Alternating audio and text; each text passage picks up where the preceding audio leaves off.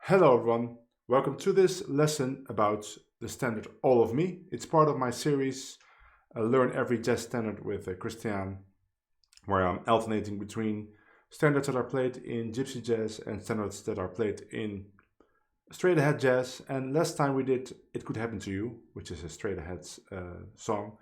And this week it's All of Me, which is both. It's both a song that's played in gypsy jazz and in straight ahead. So it can cover both fields, and perhaps I will even switch from my gypsy jazz guitar to my archtop. So let's get into it. We're going to do the same things as we always do. I'll show you how I play rhythm, and then we go straight into how to play a solo on All of Me. Coming up.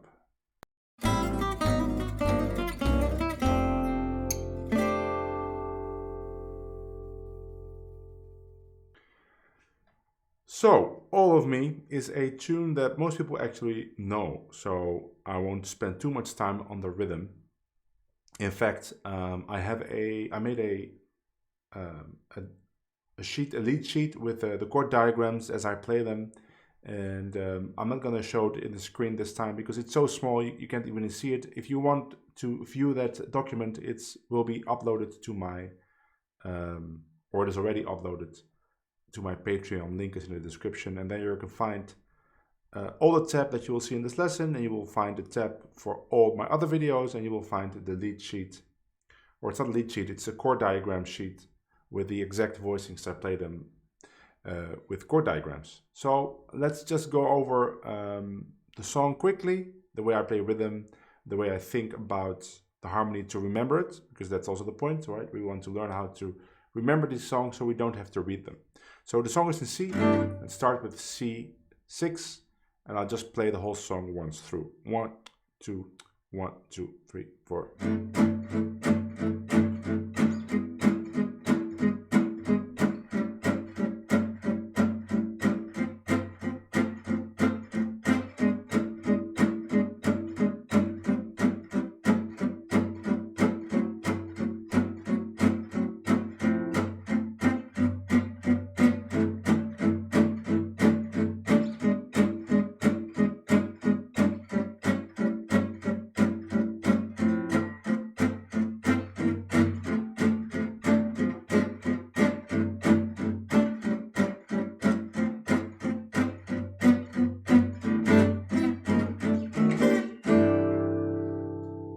That's the song.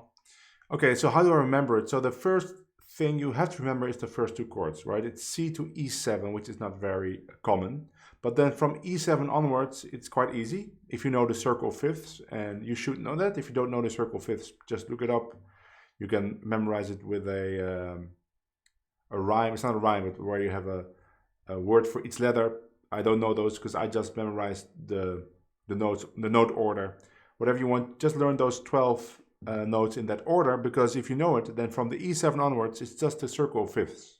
So you just have to know then, you already know the letter of the chord, but you just have to know what kind of chord it is. So it's E7, to A7 to D minor, right? That's the 3 notes of the circle fifths. Then it goes back to E7, and now again circle fifths, but now we don't go to A7, we go to A minor, A minor 7, D7, and then you can play G7 immediately, or you can play D minor, G7.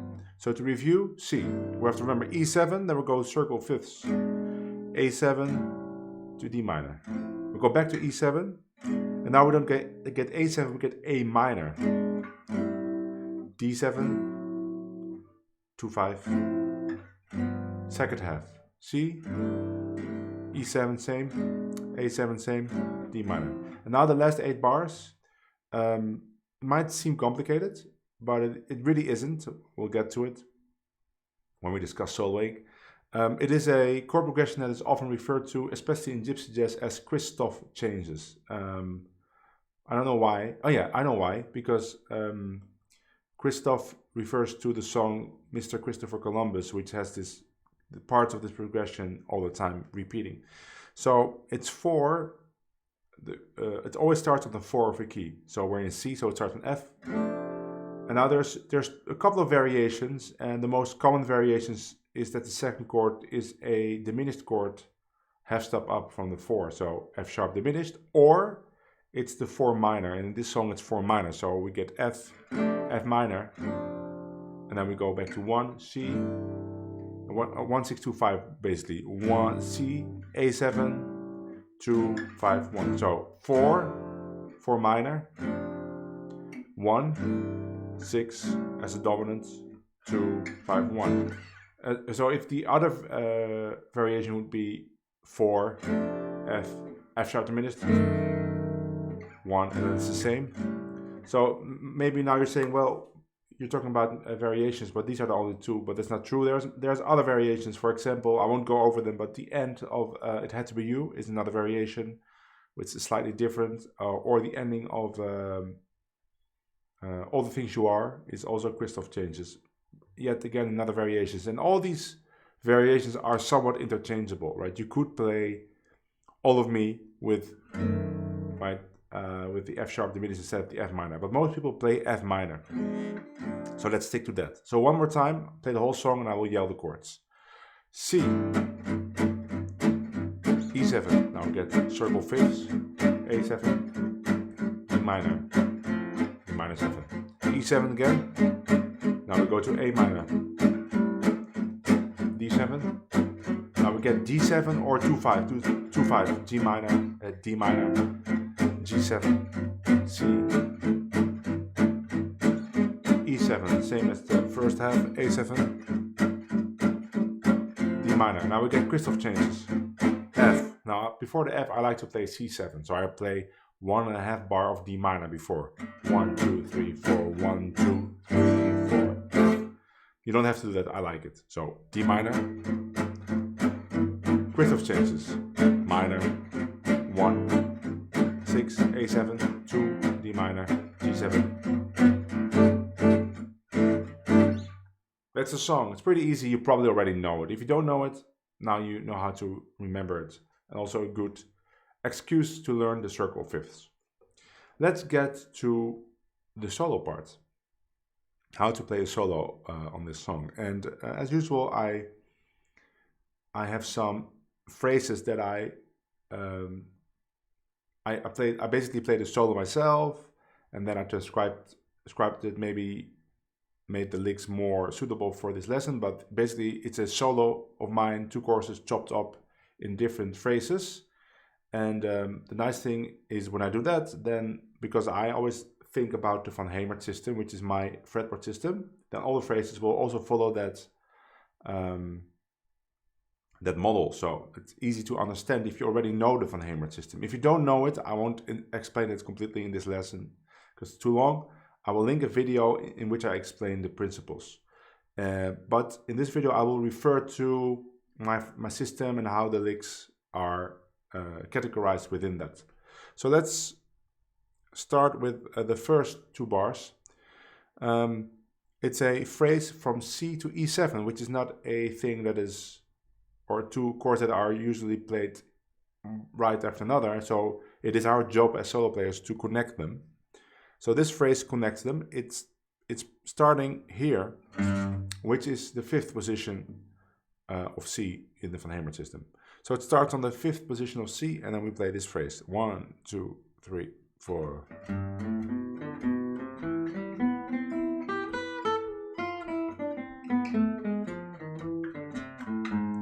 1, 2, 3, 4.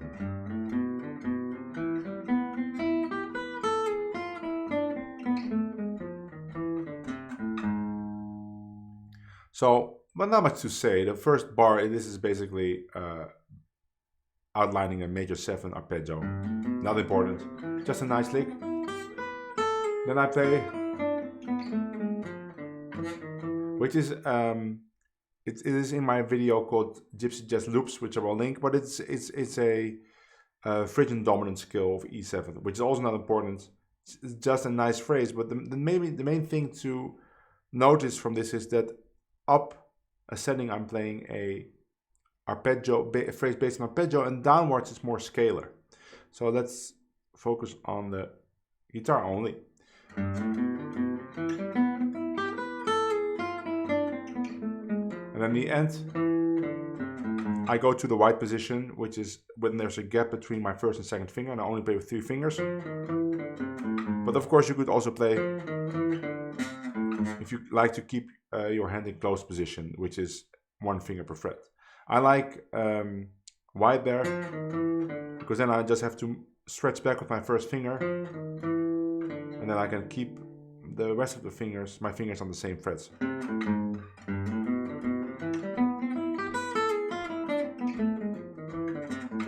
As always, practice this phrase or all the phrases in this video with my metronome system, which I explained in another video. I will link that video too. So after you've got this phrase down, it's time to practice with the backing track. So let us do that. The backing track, by the way, is also on my YouTube channel. I will link that. And don't forget to like and subscribe the video. To like the video and subscribe to my channel. And again, if you want access to the tab, if you want to download them, they're all on my Patreon. Some people told me they didn't understand what I was saying.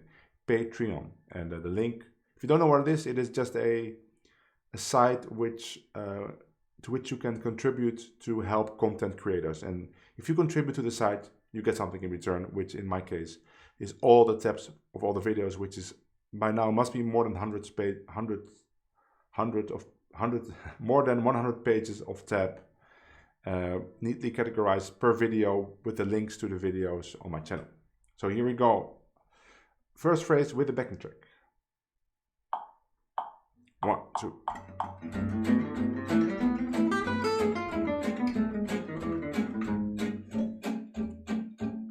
One more time.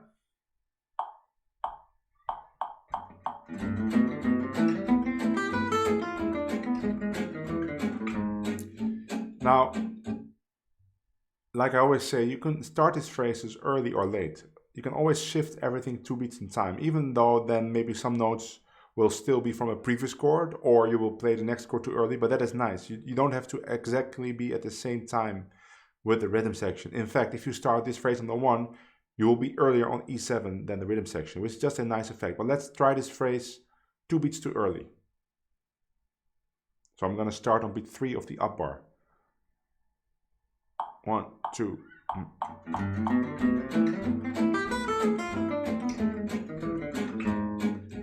Sounds nice. Okay, let's start 2 beats too late. 1, 2.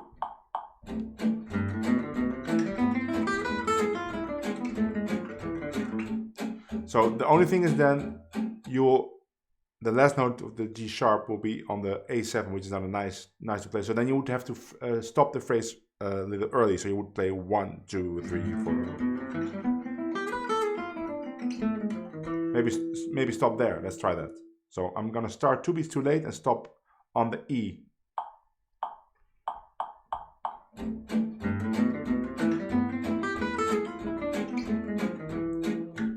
That sounds great. Okay, so then I have another phrase. Let me find that. Always have 2 phrases for every chord progression. So this phrase, it's the other way around, you could say. It starts on the high E string, and then it goes down with a scalar thing, and then it goes up with an arpeggio. I mean, that stays the same, down with the scale, up with arpeggio, but now it starts with the scale and it goes up with the arpeggio. So the scale is on C and the arpeggio is on E7. So this one sounds like this: 1, 2, 3, 4.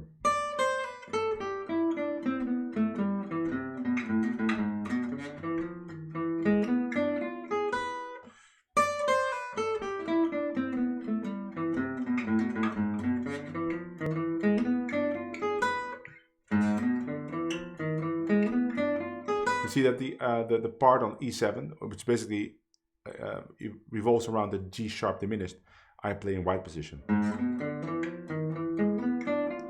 Because I like to play diminished phrases in white position.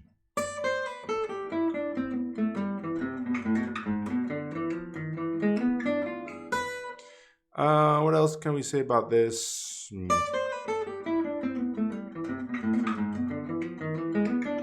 Maybe we could say that the triplets, I always like to play triplets. If I can start with a downstroke, I like to slur the first 2 and then have an upstroke on the last note.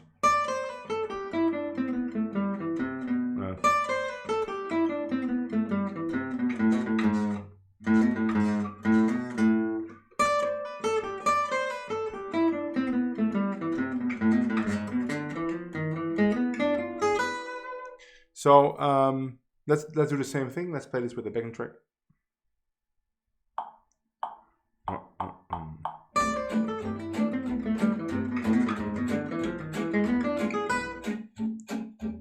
Time.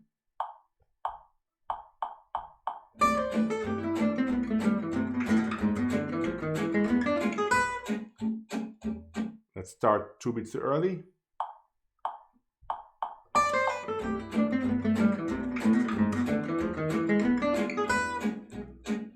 Too late.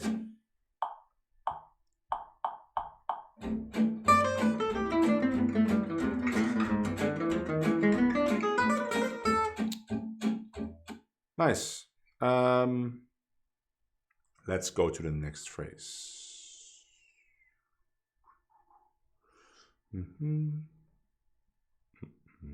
Oh yeah, by the way, so this phrase starts from the first position of C, right? First position of C in my system. Okay, let's go to the next one. This connects A7 to D minor 7, and this starts on the first position of A7. And it sounds like this: 3, 4.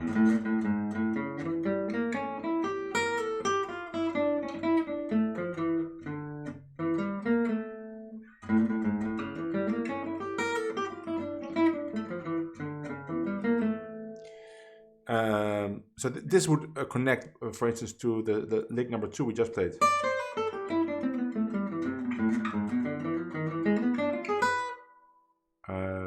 No, to lick 1 that we just played, of course. Oh,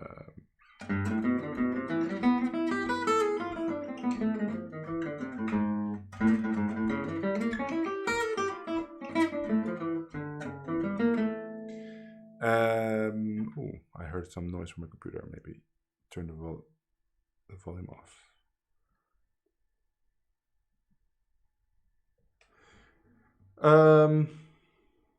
Okay, so now we can play that with a, maybe, should I say something about this?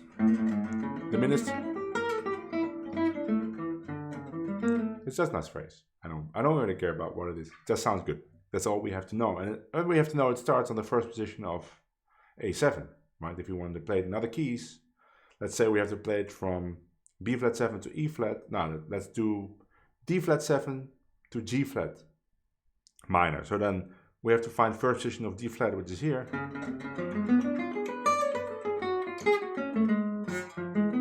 Now we played it from. Okay, let's play it on the backing track. And then on the first 2 bars, or first 4 bars, C to E7, I will play the first phrase. And and I will connect it to this phrase.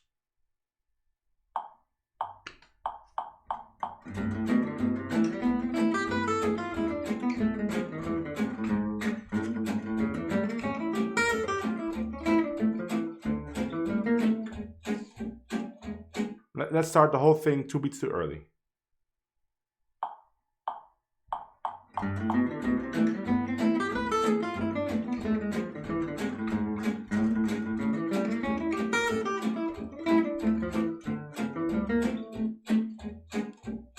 Let's start the first phrase 2 beats too early and the second phrase 2 beats too late. So we create some space. Oh, sorry. Start early.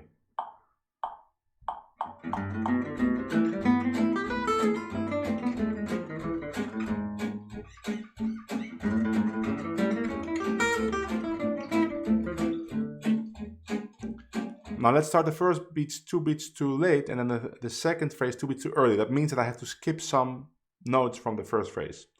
I'm not sure I'll be able to just do that. Let me try.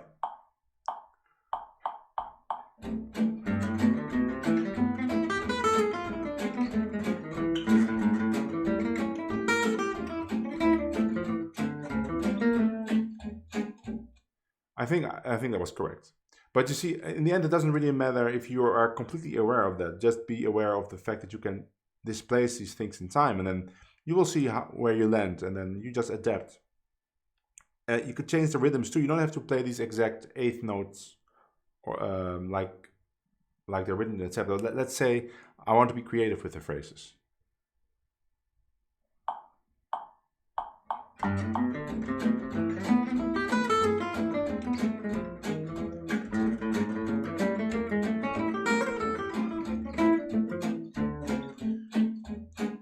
Oh, that was a completely different phrase. Let's do it again.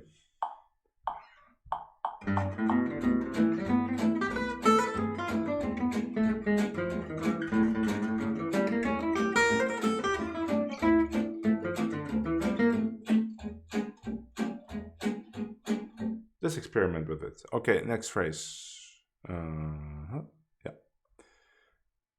This again connects A7 to D minor like this. Starts in the third position of A. 1, 2, 3, 4.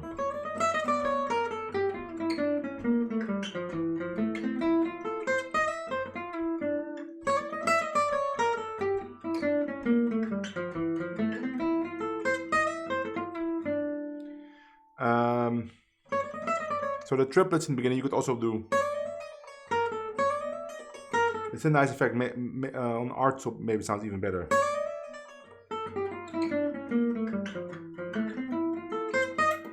This thing is an F major 7 arpeggio. I like to play it like Django with 2 fingers. And then here.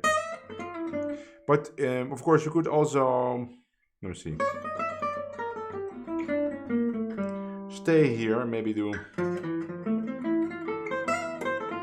right, whatever you want. It's the same arpeggio. I just like this fingering. So I'll always go for that fingering if I can. So here, I play like 3, 2, 1, 2, 1. But you can also do 3, 2, 1, 1, 1. Like the dragging action, which I'm not used to the dragging action. I come from violin, and with violin we always change position like that with the 1, 2, 1, 2. So that's what I do.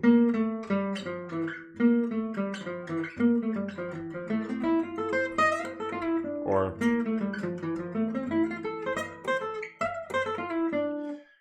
let's play this with the backing track, and of course this one fits with the second line of the C to E7, this one.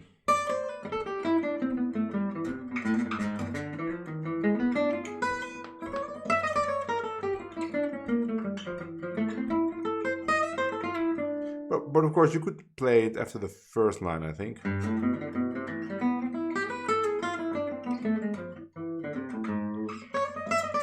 It's just a jump, but there's nothing wrong with jumps if you don't do it all the time. It's a nice effect. Let's play this with the backing track.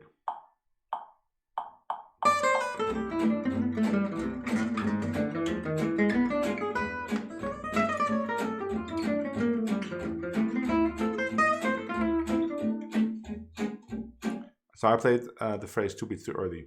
I'm not gonna mention, you can always shift these things in time. Yeah, that's nice. Let's go to the next phrase. In the end, I will switch to Artstop and play a solo with this stuff on Artstop. Or so I'll switch now to Artstop.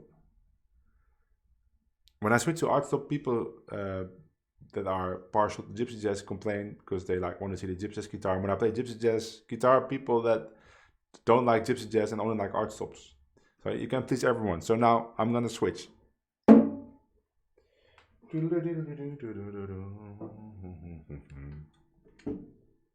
Here we go.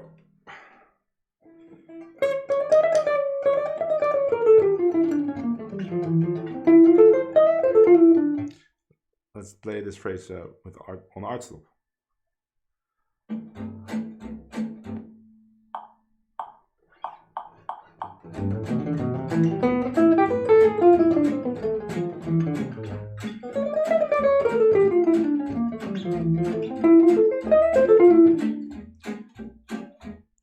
Okay, this is the next phrase.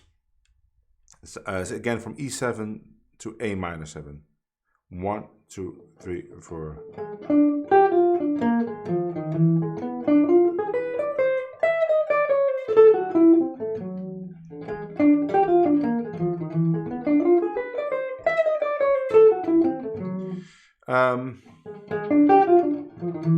It's basically this chord that you're E7 sharp 9 that you're. It's a Stochler-Rosenberg lick. And I like to play the first note short instead of.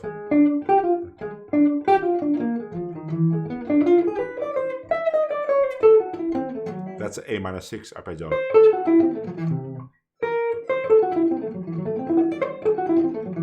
So.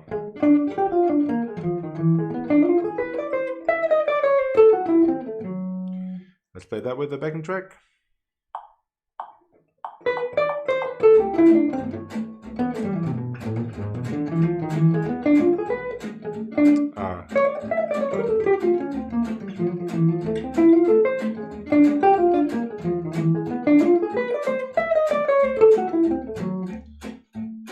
By the way, this is the first phrase from E7 to A minor. I think I said this is another phrase. This is the first phrase. Let's do it again.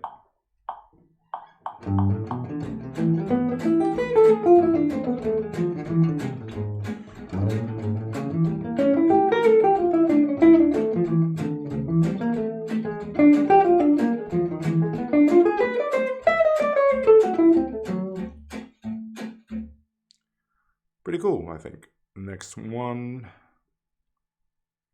By the way, this phrase was that's a special edition of my Van Hemert system. I talked about that. That is with my it's with my pinky on the sharp 9 of a dominant chord, which is a position I really like. There's no name for it.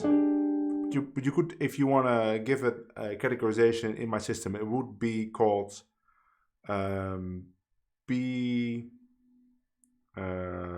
I guess B sharp 9 4, something like on the B string, sharp 9 with my 4th finger, or with my 3rd finger. Same for me. Okay, next phrase is from position 5 of E7. 3, 4.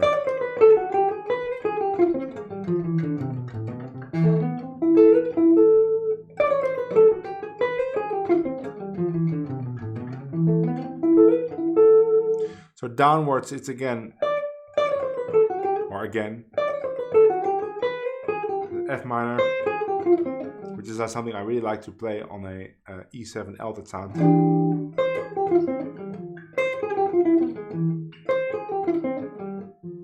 And then it's A minor arpeggio up, but I add a 9. So instead of, I play it. And then you could do that. That's in a tab, but you could also just play an A or a B. But the ending is not important in this lick.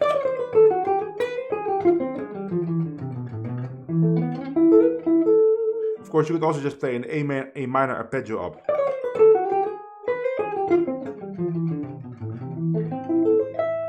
Right? Let's play that with a backing track.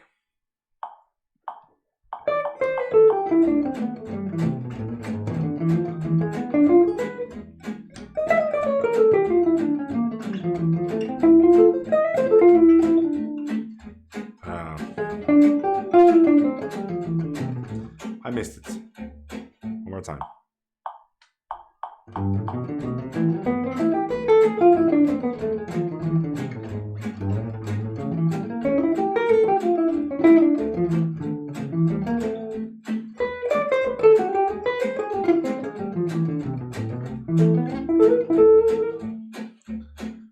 I was too late, but it worked. Last time, and I'll try to play it on time.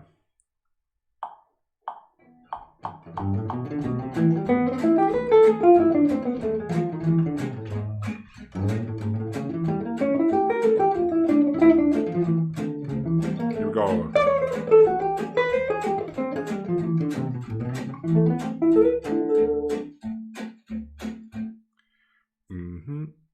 Yeah. Next one. That now we get to the D7, and this first phrase is played well. So actually, I'm thinking this is not really played from. Well, it is actually from the 7th position of D7, right? But it starts on the A string.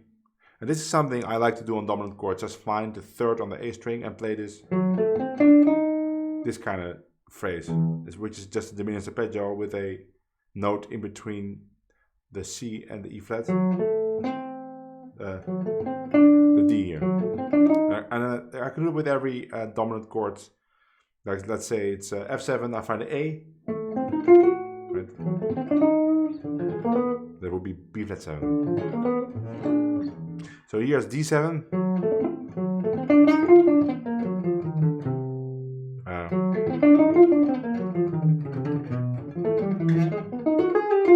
That's just a lick I know for G7 altered. And I would have no idea what the notes are. I mean, I wrote it down so I can say it now, but it's just a fingering I remembered, which goes for everything I play. I mean, I know what it does to the chord, right? It alters the chord because there's this flat 9 in it, and a sharp 9 and a flat 9. But I'm not thinking about the notes, I'm thinking about the movement of the fingers and the movement of my pick, of course.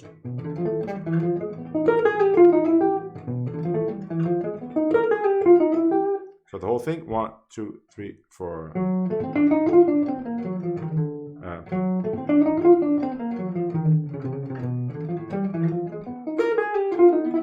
Notice how I slur the triplet here.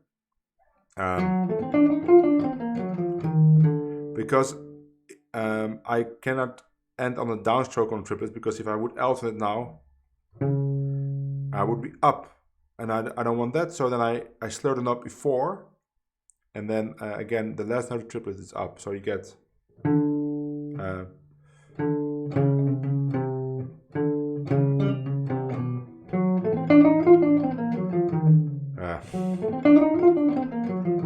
that's it.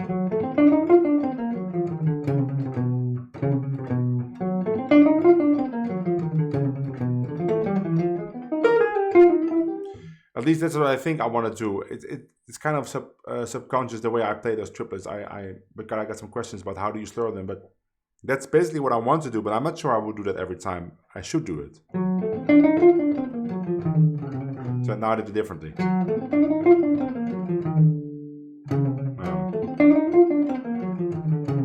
That is correct.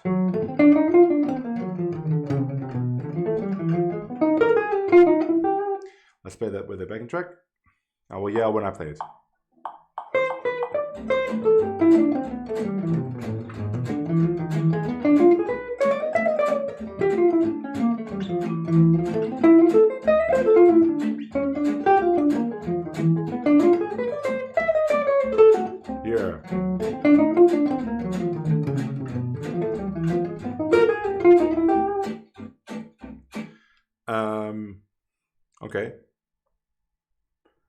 and then another one for D7 to G.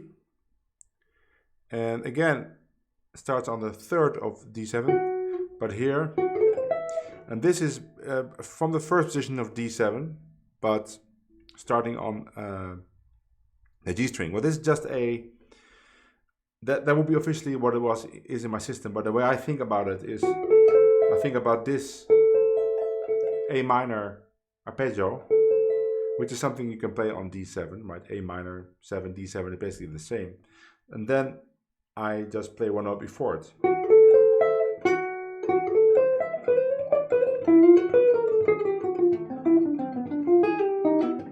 That's a bebop lick, I know. So 1, 2, 3, 4.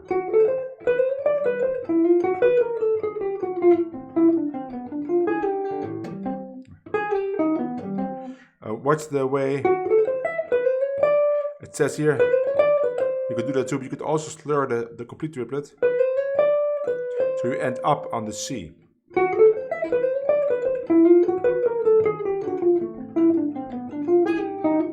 And here it says.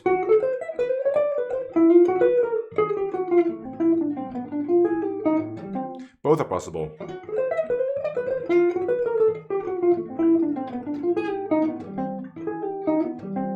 Let's play that with the backing track. And before it, I'm just going to improvise, because if I have to think about the exact phrase I have to play, I will mess up this line. That's what you should practice, of course, but I'm just going to improvise before until I hit the D7.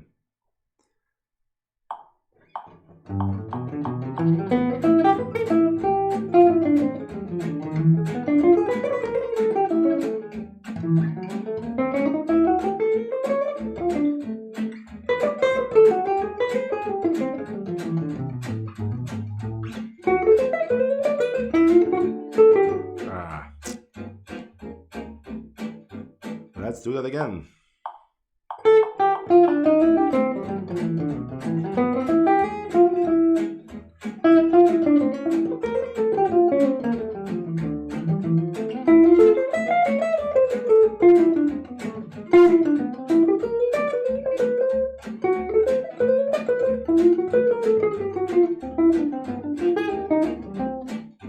That's it.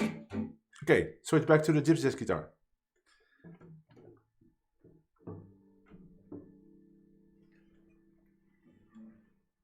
So what's the difference between these guitars for me? I have to pick a little bit softer on the arch stop. That's it. The rest is the same. Okay, we get to the second half. It's the same. The first 12 bars, 8 bars. The first 8 bars are the same. So I didn't give you any new material, but I did give you 2 lines for the Christoph changes. So it's 8 bars. So this would be the first phrase. I'll show you the first 4 bars now. And this one sounds like this. 1, 2, 3, 4.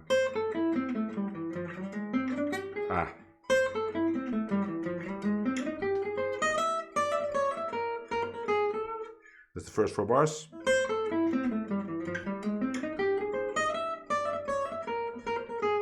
Notice that for the minor chord, F minor chord, I'm playing a A flat major 7 arpeggio. I like to do that on minor chords. And this starts, by the way, in the 5th position of F. And I go again to my my jangle fingering with 2 fingers, right? But if you don't want to do that, if you're not used to that fingering, I really like that fingering. I'm very fluent with that fingering because I played it so much. But maybe you want to play...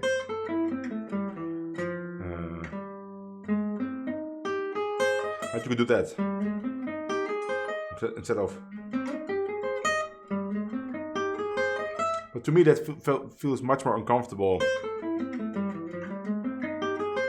I mean, it's fine, but I'm so used to... Even though it might look less efficient. I mean, it is less efficient, but I just prefer that.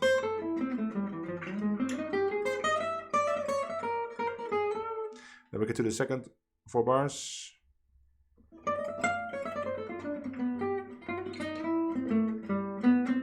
So.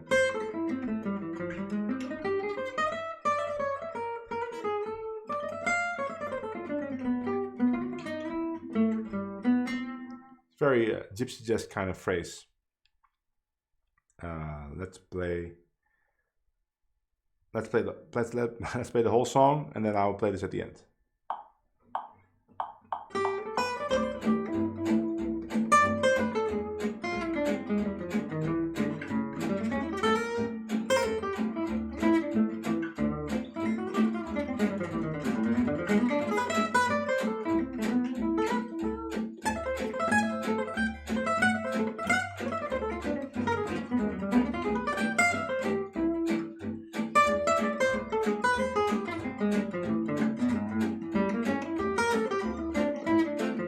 We go.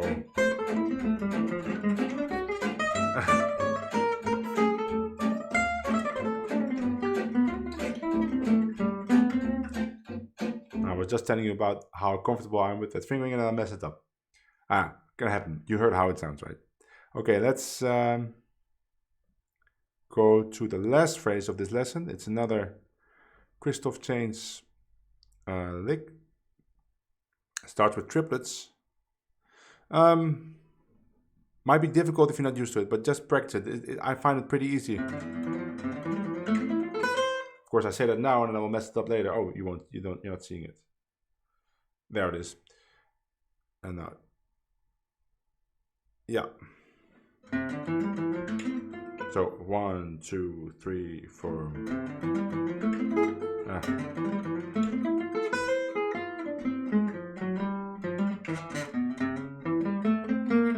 That's first 4 bars.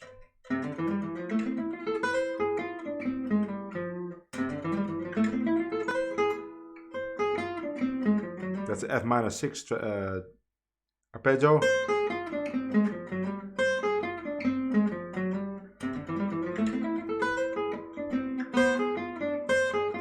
Three downstrokes in a row. But I slur this, so that would make it easier.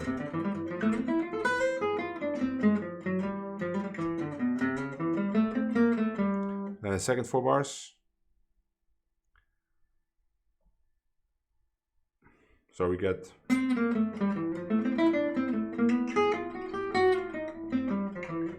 that's a 251 lick from my 251 system, which is a whole series on my YouTube channel. I will link it.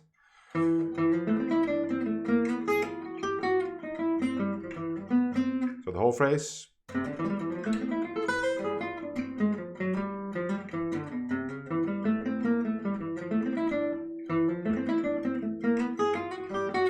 More time.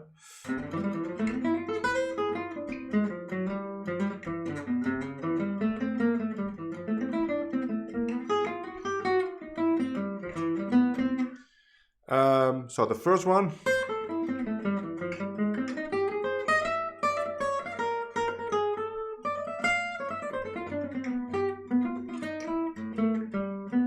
This one.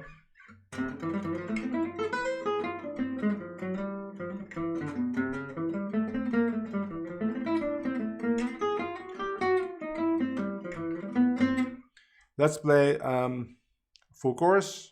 Let's play 2 choruses, and then I will improvise, but I will play some phrases from what I showed you. But the first time I will play the first Christoph changes lick, and then the second time I will play the last one we just played.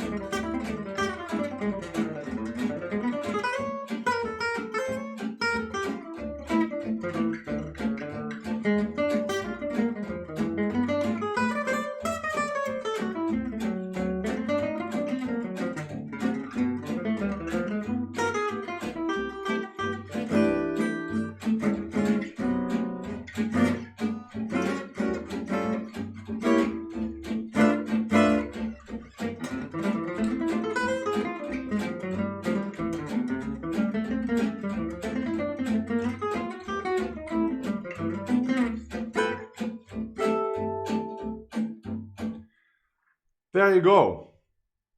I think it's really possible to build a great sounding solo with all these phrases, especially when you get into being very creative with them and changing the rhythms. And I tell more about that in the previous episodes of this series. So check the playlist for this series, and then you can see me experiment a little bit more. But it's basically the same thing, right? I take these phrases, they're neatly placed in my system, and then I start combining them, being creative with them, altering them, whatever I want to do with them. So that's the process that you have to go through yourself. And I know it's a long and laborious process because you need to remember the phrases and then you need to be able to be creative with it. But the more you do it every day, and then it will get easier and easier, and you will make progress even if you don't notice it by just doing it, by just learning these phrases and applying them to songs. I hope you enjoyed it, and I will see you all in the next video. If you like the video, please like it. If you don't like it, still like it. Right? It's not gonna hurt you. Okay, or you put a thumbs down. Also fine. And then subscribe to my channel. And if you want the tab and stuff, check out my Patreon. And I will see you all in the next video. Bye.